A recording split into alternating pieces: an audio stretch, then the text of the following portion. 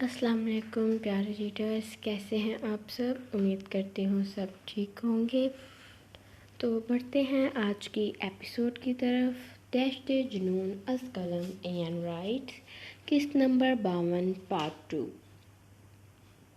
وہ ضبط کی آخری حد پر پہنچ چکا تھا۔ وہ اس کے عشق میں مبتلا ہو چکا تھا، لیکن ماننے سے انکاری تھا۔ لمبے لمبے ڈگ بھرتا وہ گھر سے چلا گیا۔ رات کے 1 بجے نور کی آنکھ کھلی۔ خود کو گھر میں اکیلا پا کر سہم کر وہ بیڈ گراؤنڈ کے ساتھ ٹیک لگا گئی۔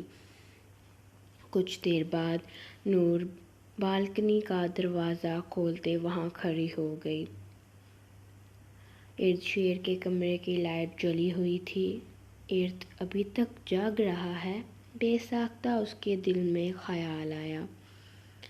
ارد، تمہاری بیوی بہت قسمت والی ہوگی۔ اس کے پاس تم جیسا پیار کرنے والا شوہر ہوگا۔ نور مسکراتے ہوئے بالکنی کے دروازے سے نظر آتی ارد شیر کی پرچھائی کو دیکھ رہی تھی۔ اف اللہ، کب سکون کے پل مجھے نصیب ہوں گے۔ نور زمین پر بیٹھتے آسمان کی طرف دیکھتے اپنے اللہ سے باتیں کرنے لگی۔ وہ اپنے خدا سے باتیں کرنے میں اس قدر مصروف ہو گئی تھی کہ اسے وقت کا احساس ہی نہ ہوا۔ تہجد کی اذان پر وہ ہوش میں آئی۔ وضو کرتے تہجد کی نماز ادا کرتے اپنے اللہ سے ہم کلام ہوئی تھی۔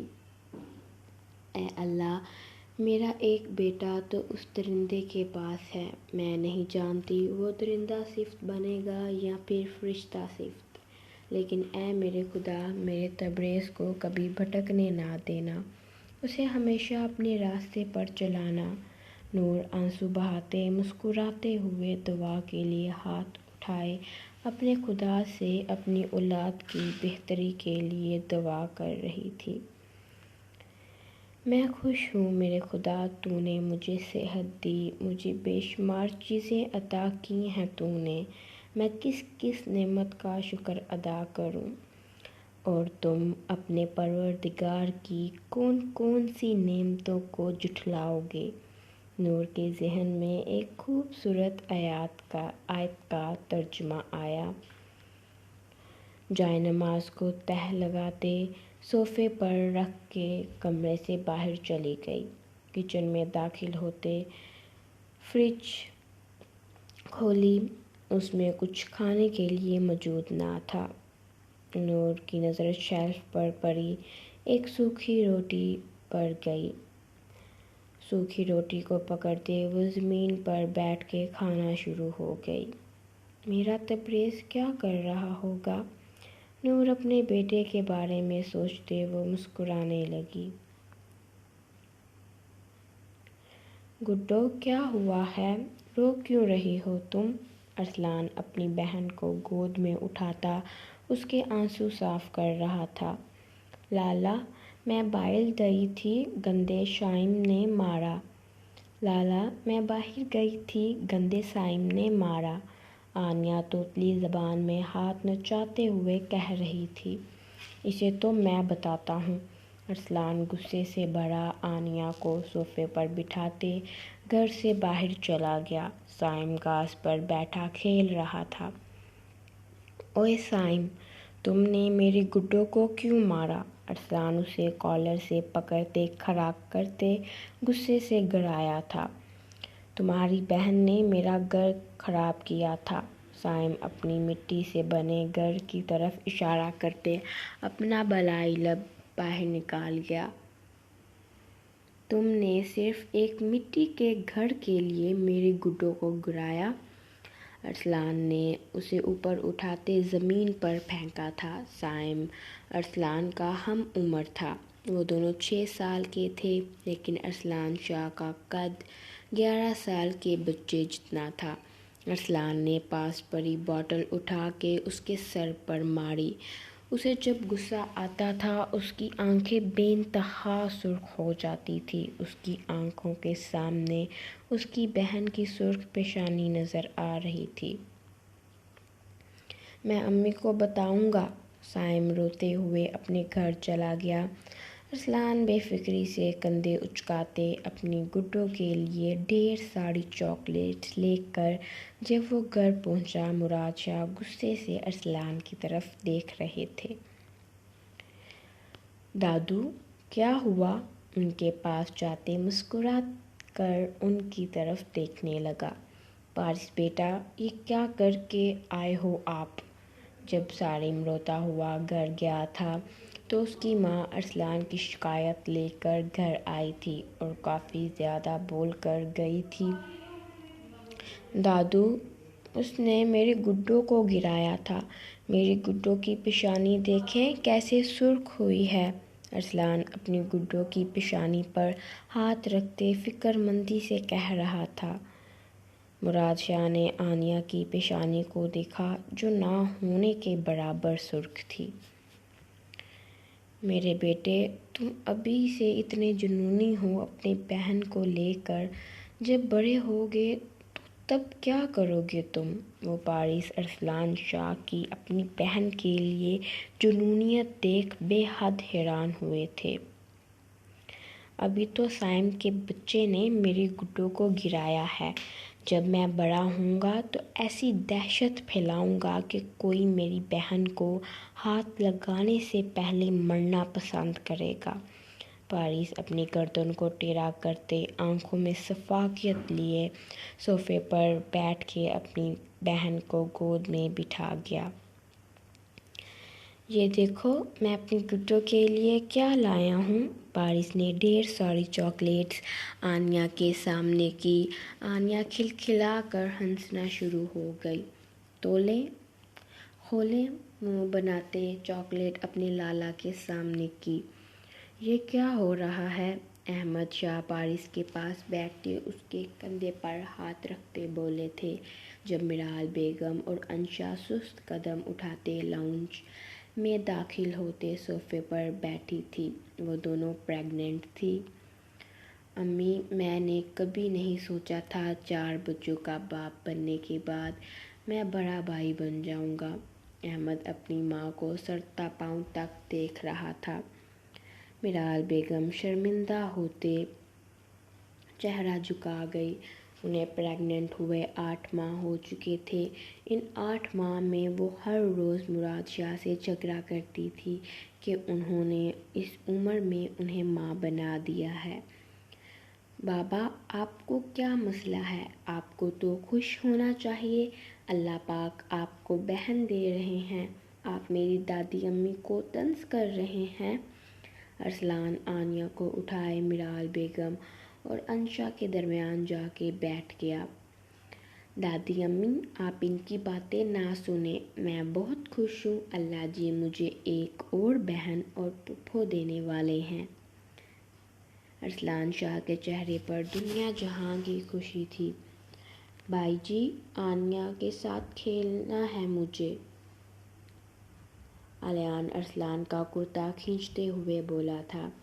ارسلان نے آنیہ کو نیچے اتار دیا۔ وہ اور الیان کھیلنا شروع ہو گئے۔ جب سیان چھوٹے چھوٹے قدم اٹھاتا الیان کو آنیہ سے دور دھکا دے گیا۔ یہ میری بہن ہے اور اس کے ساتھ میں کھیلوں گا۔ تمہاری بہن آنے والی ہے، تم اس کے ساتھ کھیلنا۔ 3 سالہ سیان اپنی 2 سالہ بہن کو اپنے ساتھ لگاتے معصوم سے چہرے پر غصہ سجایا تھا۔ نہیں، یہ میری دوست ہے، میں اس کے ساتھ کھیلوں گا۔ الیان آنیہ کا ہاتھ پکڑتے اسے اپنی جانب کھینچنے لگا۔ دوسری طرف سیان اپنی بہن کا ہاتھ پکڑے اسے اپنی جانب کھینچ رہا تھا۔ پیچھے ہٹو تم دونوں۔ ارسلان نے ان دونوں کے ہاتھ سے آنیہ کے بازو چھڑواتے اس کو گود میں اٹھا لیا۔ کسی نے نہیں کھیلنا میری گڈو کے ساتھ، کھلونا سمجھ لیا ہے تم دونوں نے اسے۔ ہر روز اس طرح سے جھگڑا کرتے ہو اور درمیان میں میری چھوٹی سی گڈو پھنس جاتی ہے۔ آنیہ اپنے لالا کی گردن میں چہرہ چھپاتے رو رہی تھی۔ اس کے بازو میں بے انتہا درد ہو رہا تھا۔ گڈو، لالا کی جان، روتے نہیں ہیں۔ اس کا چہرہ ہاتھوں میں تھامتے اس کی پیشانی پر بوسہ دیا تھا۔ یہ گندے ہیں، آنیا نے روتے ہوئے اپنے بھائی اور الیان کی طرف اشارہ کیا۔ گڈو، میں گندا نہیں ہوں، یہ الیان گندا ہے، سیان اپنے چھوٹے چھوٹے ہاتھوں سے اپنے آنسو صاف کرتے کہہ رہا تھا۔ وہ اپنی بہن کے معاملے میں بے حد جذباتی تھا۔ اگر وہ اس سے ذرا سا بھی ناراض ہو جاتی تو وہ رونے لگ جاتا تھا۔ ارسلان نے روتے ہوئے سیان کو بھی اپنی گود میں اٹھا لیا۔ وہ دونوں بہن بھائی اپنے بڑے بھائی کے گلے لگ کر آنکھیں موند گئے۔ وہ صوفے پر بیٹھ گیا۔ 5 منٹ بعد جب اس نے ان دونوں کے چہرے کی جانب دیکھا، وہ دونوں سو چکے تھے۔ ارسلان نے اپنے قدم کمرے کی جانب بڑھائے تاکہ وہ انہیں بیڈ پر لٹا دے اور وہ پرسکون ہو کر سو سکے۔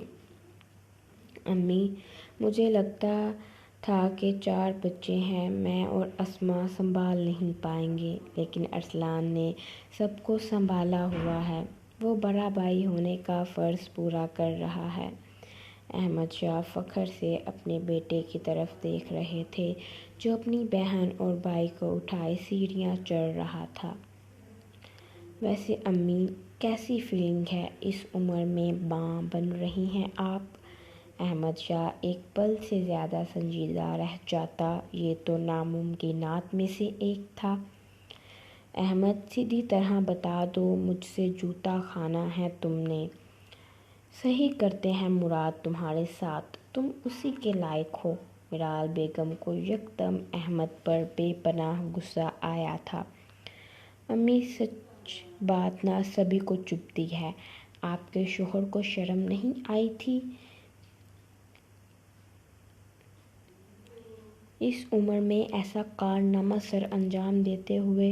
امی 7 بچوں کے دادا بن گئے ہیں آپ کے۔ اس سے پہلے احمد شاہ اپنی زبان اور کھولتا، مراد شاہ نے پیچھے سے زوردار تھپڑ اس کی گردن پر مارا۔ وہ 5 منٹ سے اس کے پیچھے کھڑے اس کی بکواس سن رہے تھے۔ تمہیں کیا تکلیف ہے میرے دوبارہ باپ بننے پر؟ جیسے تم ہر وقت لگے رہتے تھے اسما کے ساتھ، مجھے بیٹی چاہیے، مجھے بیٹی چاہیے۔ تو میرے صاحبزادے، مجھے بھی بیٹی چاہیے تھی اور اللہ مجھے دے رہا ہے۔ مراد شاہ دوبارہ اس کے سر پر تھپڑ رسید کرتے میرال بیگم کے پاس بیٹھ کر انہیں اپنے ساتھ لگا گئے۔ بابا، شرم ختم ہو گئی ہے آپ میں۔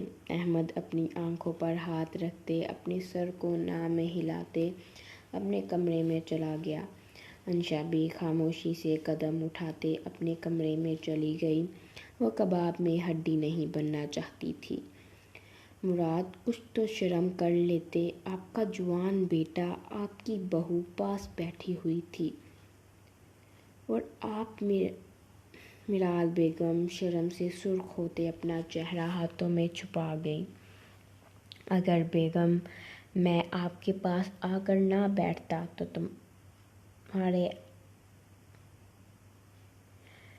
اس جوان بیٹے کی 100 گز لمبی زبان بند نہیں ہونی تھی۔ اس وجہ سے مجبوراً مجھے تھوڑا سا رومانس دکھانا پڑا آپ کے جوان بیٹے اور بہو کے سامنے۔ مراد شاہ جوان بیٹے پر زور دیتے ہوئے بولے تھے، آپ تینوں باپ بیٹوں نے بے شرمی میں PhD کی ہوئی ہے۔ میرال کی بات پر مراد شاہ کا چھت پھاڑ قہقہہ لاؤنج میں گونجا۔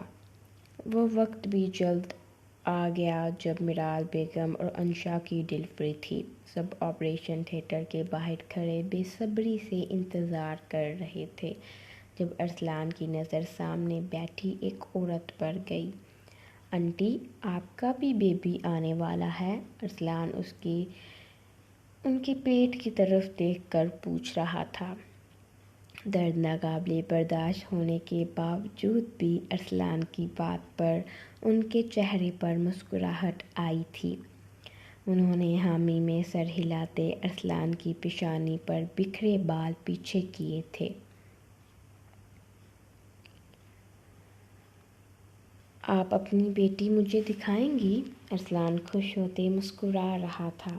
اگر میرا بیٹا ہوا تو پھر نہیں، آپ کی کانچ جیسی گڑیا ہوگی، ارسلان عرصہ بیگم کی بات کاٹتے ہوئے یقین کے ساتھ بولا تھا۔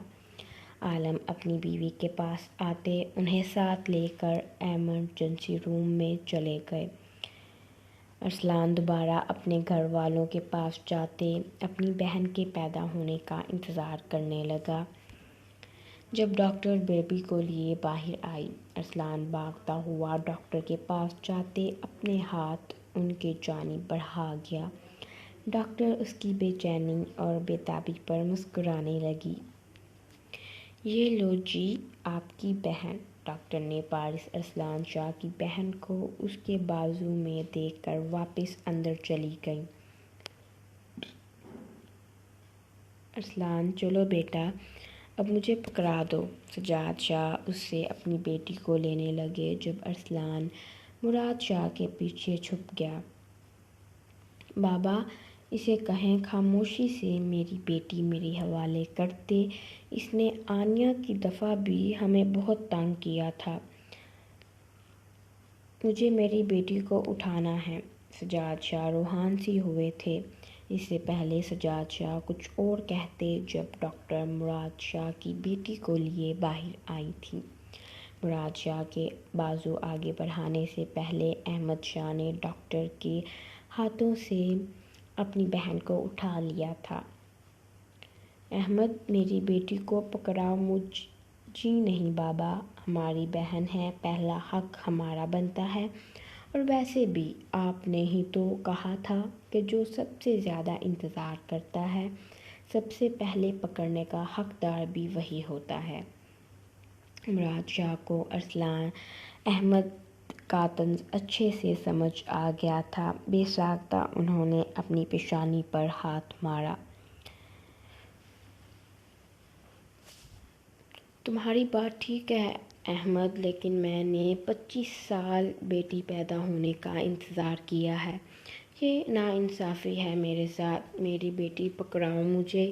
مراد شاہ نے بے چینی سے احمد کی طرف ہاتھ بڑھائے تھے اپنی بیٹی کو پکڑنے کے لیے۔ احمد نے خاموشی سے اپنی بہن کو اپنے بابا کے ہاتھوں میں دے دیا۔ اسے اچھے سے معلوم تھا کہ اس کے بابا کو بیٹیاں کس قدر پیاری لگتی ہیں۔ مراد شاہ نے جب اپنی بیٹی کا چہرہ دیکھا، خوشی کے ساتھ انہیں بے حد حیرانگی بھی ہوئی تھی، کیونکہ ان کی بیٹی کا چہرہ نور سے ملتا تھا۔ وہ ٹکٹکی باندھے اپنی بیٹی کی طرف دیکھے جا رہے تھے۔ بابا کیا ہوا؟ سجاد شاہ اور احمد شاہ نے اپنے بابا کے کندھے پر ہاتھ رکھتے پریشانی سے پوچھا۔ کچھ نہیں، وہ میرے بس وہ مراد شاہ کو ادا کرنے کے لیے الفاظ نہیں مل رہے تھے۔ بے حد خوشی ہو رہی ہے کہ میرے اللہ نے مجھے رحمت دی ہے اتنے سالوں بعد، مراد شاہ بار بار اپنی بیٹی کی پیشانی کو چوم رہے تھے۔ بابا خوشی کے ساتھ تھوڑی سی شرم محسوس ہوئی ہے کہ آپ کی پوتی کے ساتھ آپ کی بیٹی پیدا ہوئی ہے۔ مراد شاہ اس کی پیٹھ پر ہلکی سی چپت لگاتے ہنسنے لگے۔ ارسلان بیٹا 25 منٹ ہو گئے ہیں، میری بیٹی پکڑا دو مجھے۔ سجاد شاہ التجائیہ نظروں سے ارسلان کی طرف دیکھ رہے تھے۔ بڑے بابا آپ کی بہن ہوئی ہے نا، آپ اسے پکڑو، میں نے اپنی بہن کو پکڑا ہوا ہے۔ ارسلان اپنی بہن کو سینے سے لگائے چہرے پر زندگی سے بھرپور مسکراہٹ سجائے کھڑا تھا۔ میرال بیگم اور انشا کو کمرے میں شفٹ کر دیا گیا تھا۔ 1.5 گھنٹہ اور انتظار کرنے کے بعد ارسلان نے اپنی بہن کو سجاد کے ہاتھوں میں دیا تھا۔ بیبی کا نام کیا رکھیں؟ سب ان دونوں کا نام سوچنے لگے۔ ارسلان ایمرجنسی روم سے نکلتے عالم صاحب کے ہاتھوں میں اٹھائے چھوٹی سی بچی پر پڑی۔ بنا آواز پیدا کیے وہ کمرے سے باہر نکل گیا۔ ارسلان عالم کے پیچھے کمرے میں داخل ہوا۔ عالم نے اپنی بیٹی کو عرصہ کی گود میں لٹایا۔ عرصہ ابھی عرصہ بیگم نے اپنی بیٹی کی پیشانی پر بوسہ دیا ہی تھا جب ارسلان ان کے پاس جاتے دلچسپی سے ان کی بیٹی کی طرف دیکھنے لگا۔ آنٹی، میں اس گڑیا کو پکڑ لوں؟ ارسلان نے بے ساختہ اپنے ہاتھ اس بچی کی طرف بڑھائے۔ عرصہ بیگم کے ہاں کرنے سے پہلے ہی ارسلان نے ان کی بیٹی کو گود میں لے لیا۔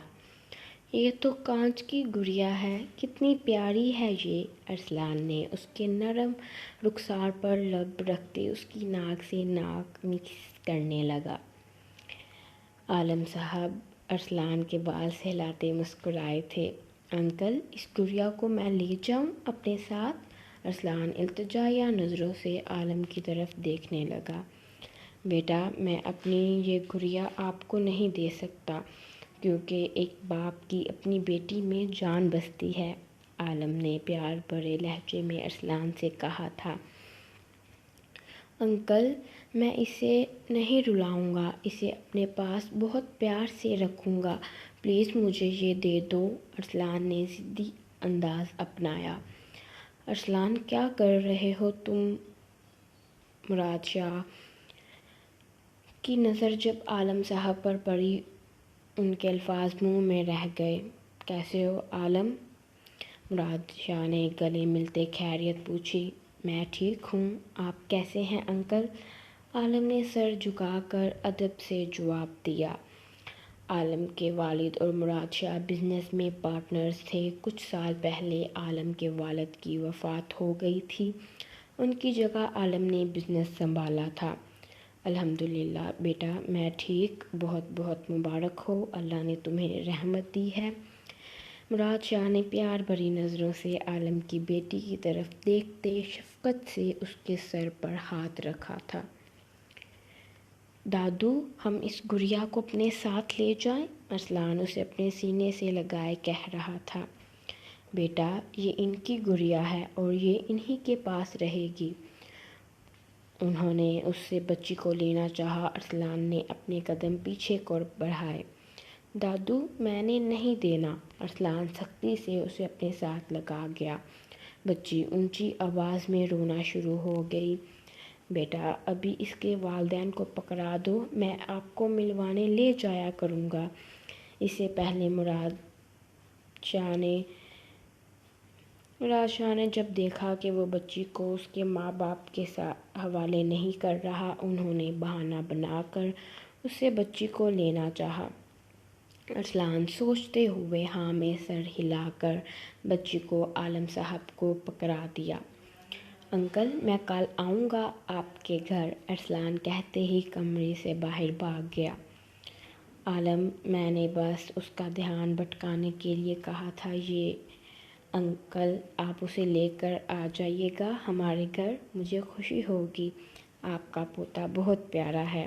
مراد شاہ مسکراتے ہوئے ان کے گلے ملتے الوداع کلمات کہتے کمرے سے چلے گئے۔